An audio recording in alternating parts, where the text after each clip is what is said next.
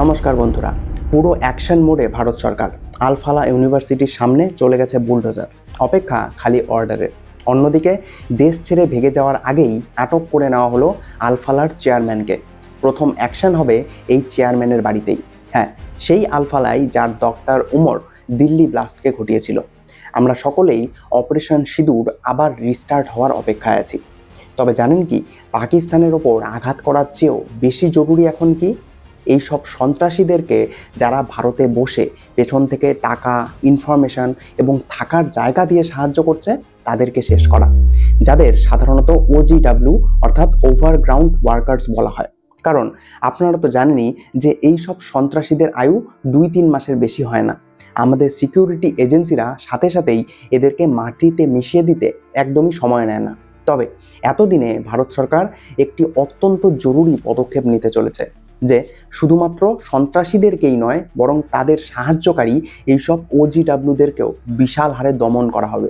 কারণ একদিকে তো আলফালাতে একের পর এক অপারেশন চলছে, অন্যদিকে আবার কাশ্মীরের একটা পুরনো সংবাদপত্রের অফিসেও হঠাৎ করেই রেড চালিয়ে দিয়েছে সিকিউরিটি এজেন্সি, যেখানে AK-47 কার্তুজ, রিভলভার আর গ্রেনেডের পিন পর্যন্ত পাওয়া গেছে। এছাড়াও এই সংবাদপত্রের ওপর এতদিনে গিয়ে কেন অ্যাকশন নেওয়া হচ্ছে সেটি জেনেও আপনারা চমকে যাবেন। কারণ এই নিউজ পেপারকে নিয়ে আরও যা যা তথ্য আমি পেয়েছি তা আপনাকে চমকে দিতে বাধ্য। তো চলুন প্রথমেই শুরু করা যাক শিক্ষা প্রতিষ্ঠানের নামে কলঙ্ক এই আলফালা ইউনিভার্সিটিকে দিয়েই। এই আলফালা ইউনিভার্সিটির চেয়ারম্যান হলেন জাওয়াদ আহমেদ সিদ্দিকী, যিনি 1995 সালে আলফালা চ্যারিটেবল ট্রাস্টকে তৈরি করেছিলেন। এরপর 1997 সালে ফরিদাবাদে তিনি আলফালা ইউনিভার্সিটিকে চালু করেন। শুরুতে সেটা ছিল একটি ইঞ্জিনিয়ারিং কলেজ, কিন্তু 2014 সালে সেটা ফুল ইউনিভার্সিটির মর্যাদা পায়। এখন এই ইউনিভার্সিটির ক্যাম্পাস প্রায় 72 একর জমির ওপর আছে।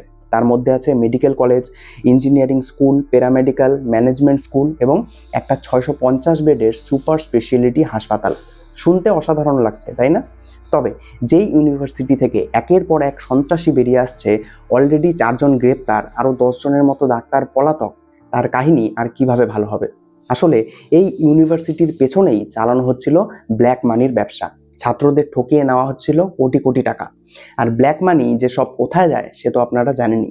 ইডির অভিযানে বেরিয়ে এসেছে একের পর এক ভুয়ো কোম্পানি আর ব্ল্যাক মানির ট্রেল।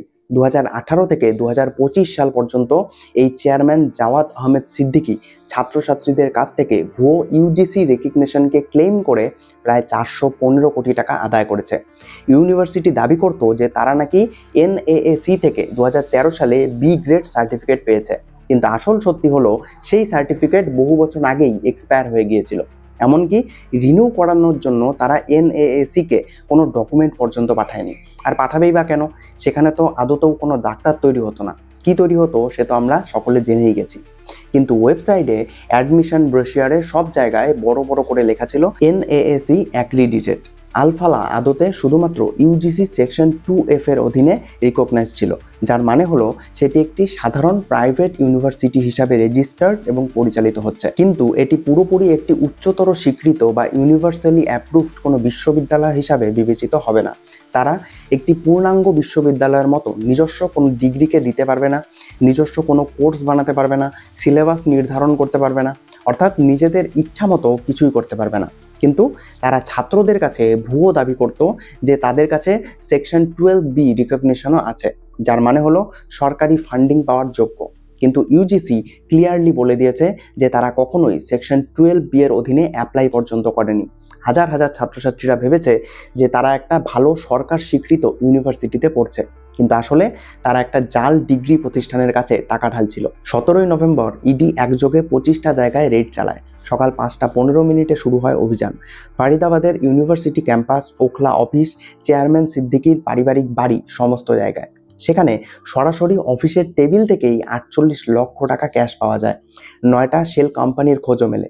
সবগুলো একটা অ্যাড্রেসেই রেজিস্টার্ড করা ছিল।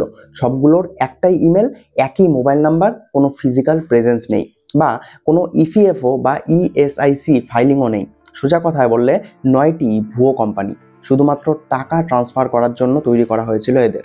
তৃতীয়ত, ইডি আবিষ্কার করলো যে সিদ্দিকী কোটি কোটি টাকা ওনার স্ত্রী আর ছেলেমেয়ের নামে খোলা কনস্ট্রাকশন আর ক্যাটারিং কোম্পানিতে ঢুকিয়ে দিয়েছেন। মানে বুঝতেই পারছেন যে একদিকে ট্রাস্টেড টাকা দিয়ে পুরো ফ্যামিলি বিজনেস চালানো হচ্ছিল, আর অন্যদিকে শেল কোম্পানিগুলোর থেকে টাকা যে কোথায় যেত আশা করি আপনারা বুঝতেই পারছেন। তবে যেহেতু এইসবে ইডি এখনও কিছু বলেনি, তাই আমিও আমার কোনো ব্যক্তিগত মন্তব্য এতে করতে চাচ্ছি না। এর একদিন পর 18ই নভেম্বর রাত 8:10 ইডি অবশেষে চেয়ারম্যান জাওয়াদ আহমেদ সিদ্দিকীকেও গ্রেফতার করে নেয় এবং মধ্যরাত 1টায় সাকেত কোর্ট তাকে 13 দিনের ইডি কাস্টডিতে পাঠায়। কোর্ট কি বলল সেটাও ইন্টারেস্টিং। কোর্ট বলেছে রিজনেবল গ্রাউন্ডস এক্সিস্ট করে যে সিদ্দিকী মানি লন্ডারিংয়ের অপরাধ করেছেন। ফ্লাইট রিস্কও আছে, কারণ তার পরিবার ইতিমধ্যেই গালফে চলে গেছেন। অর্থাৎ আর একদিন অথবা 1 ঘন্টাও লেট হলে সিদ্দিকীও দেশ ছেড়ে ভেগে যেতে পারত। এবার চলুন দ্বিতীয় কেসটাকে দেখি। 20 নভেম্বর সকালে জম্মু কাশ্মীর এসআইএ রেড চালায় কাশ্মীর টাইমসের জম্মু অফিসে। এই কাশ্মীর টাইমস হলো কাশ্মীরের সবচেয়ে পুরনো ইংরেজি সংবাদপত্রগুলির মধ্যে একটা। 1954 সালে এটি প্রতিষ্ঠিত হয়েছিল, কিন্তু বারংবারই এই পত্রিকার বিরুদ্ধে আরোপ উঠেছিল যে এরা বরাবরই একটা অ্যান্টি ইন্ডিয়া মনোভাব রাখত এবং এমনকি সব আর্টিকেলও অ্যান্টি ইন্ডিয়ায় ছাপা হতো। ধীরে ধীরে কাশ্মীরিরাও এদের নিউজ পেপারকে পড়া বন্ধ করে দেয় এবং 2023 সালে সম্পূর্ণভাবে তাদের কাগজ ছাপা বন্ধ করে তারা ডিজিটালে শিফট হয়ে যায়। এসআইএ রেড করে তাদের জম্মু কাশ্মীরের অফিস থেকে একটা রিভলভার, 14টা একে সিরিজের খালি কার্তুজ, 3টা লাইভ একে রাউন্ড, 4টা ফায়ার করা বুলেট, 3টা গ্রেনেডের সেফটি পিন, 3টা সন্দেহজনক পিস্তলের রাউন্ড পেয়েছে। প্রশ্ন হচ্ছে, একটা সংবাদপত্রের অফিসে কেন এতগুলো অস্ত্র থাকবে? এসআইএ বলছে কাশ্মীর টাইমস দেশ বিরোধী কার্যকলাপ চালাচ্ছে। এফআইআর রেজিস্টার্ড করা হয়েছে ইউএপিএ সেকশন 10, 13 আর আইপিসি সেকশন 121, 121 এর অধীনে। ইউএপিএ সেকশন 10 মানে হলো আনলফুল অ্যাসোসিয়েশন এর সদস্যপদ। ইউএপিএ সেকশন 13 এর মানে টেরোরিস্ট অর্গানাইজেশনকে সাপোর্ট করা। আইপিসি সেকশন 121 মানে রাষ্ট্রের বিরুদ্ধে যুদ্ধ চালানো। এগুলি খুবই গুরুতর অভিযোগ। অন্যদিকে কাশ্মীর টাইমসের এডিটর অনুরাধা ভাসিন আর প্রবোধ জামওয়াল বলেছেন, আমাদের জম্মু অফিস 2021-22 সাল থেকেই বন্ধ পড়ে আছে। সেখানে শুধুমাত্র পুরনো কম্পিউটার আর আর্কাইভ ম্যাটেরিয়ালই রয়েছে। আমরা 2023 থেকে সম্পূর্ণ ডিজিটাল হয়ে গেছি, কোনো স্টাফ নেই। আর হঠাৎ করে সেই বন্ধ অফিসে অস্ত্র মিলেছে। অনুরাধা ভাসিন আরও বলেছেন, সরকারের সমালোচনা করা মানে রাষ্ট্রদ্রোহ নয়। একটা শক্তিশালী প্রশ্ন করা মিডিয়া ডেমোক্রেসির জন্য জরুরি। Journalism is not a crime, accountability is not treason. তবে প্রশ্ন হলো, সরকারকে প্রশ্ন করা, হ্যান ত্যান এসবই ঠিক আছে, কিন্তু এইসব মিডিয়ার অফিস থেকে এইসব সন্ত্রাসী কার্যক্রমে ব্যবহৃত অস্ত্র কেন মিলবে? আরও চাঞ্চল্যকর বিষয় হলো, এই অনুরাধা ভাসিন আর প্রবোধ জামওয়াল দুজনেই এখন দেশে নেই। আমেরিকার ক্যালিফোর্নিয়ার পালো আল্টোতে তারা বসবাস করছেন। অনুরাধা 2020-21 থেকেই ইউএসএতে কাশ্মীর টাইমসের ওয়েবসাইটকে চালাচ্ছেন এবং প্রবোধ জামওয়ালেরও লিঙ্কডইনে লেখা আছে লোকেশন পালো আল্টো, ক্যালিফোর্নিয়া, ইউনাইটেড স্টেটস।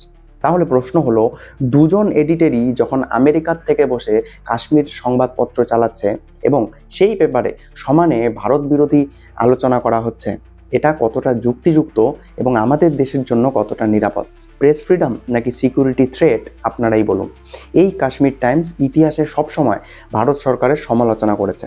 2019 সালে আর্টিকেল 370 বাতিলের বিরোধিতা করেছে, ইন্টারনেট শাটডাউন নিয়ে সুপ্রিম কোর্টে মামলা পর্যন্ত করেছে।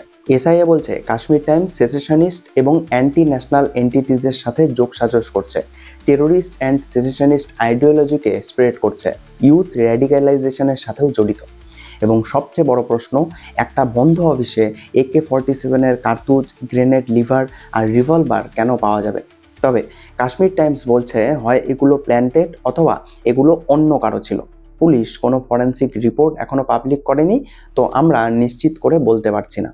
তাহলে এখন প্রশ্ন হচ্ছে, যদি একটা মিডিয়া হাউসের মালিক এভাবে দেশের বাইরের থেকে বসে ভারতের বিরুদ্ধে ন্যারেটিভ তৈরি করে, তাহলে কি ভারত সরকার এদের বিরুদ্ধে কোনো লিগ্যাল অ্যাকশন নিতে পারে? সংবিধানের আর্টিকেল 19(1)A বলছে বাক স্বাধীনতা একটা মৌলিক অধিকার, কিন্তু সেটার উপর কিছু রেস্ট্রিকশনস আছে, যেমন সভারেনিটি and integrity of India, security of state. তার মানে সমালোচনা করা লিগাল, কিন্তু সেটা সন্ত্রাসবাদকে যদি প্রমোট করে অথবা দেশের বিরুদ্ধে যুদ্ধ ঘোষণা করে তাহলে সেটা ক্রাইম। তবে আপনাদের এই বিষয়ে ঠিক কী মত অবশ্যই কমেন্টে জানাতে ভুলবেন না। এবং আপনাদের কাছে একটাই রিকোয়েস্ট যে একটি লাইক এবং সাবস্ক্রাইব অবশ্যই করবেন, কারণ এটি আপনাদের জন্য সামান্য মনে হলেও এটি সত্যি আমাকে আপনাদের জন্য আরও নতুন নতুন বিশ্লেষণাত্মক ভিডিও নিয়ে আসতে অনুপ্রেরণা যোগায়। দেখা হচ্ছে পরের ভিডিওতে। ধন্যবাদ।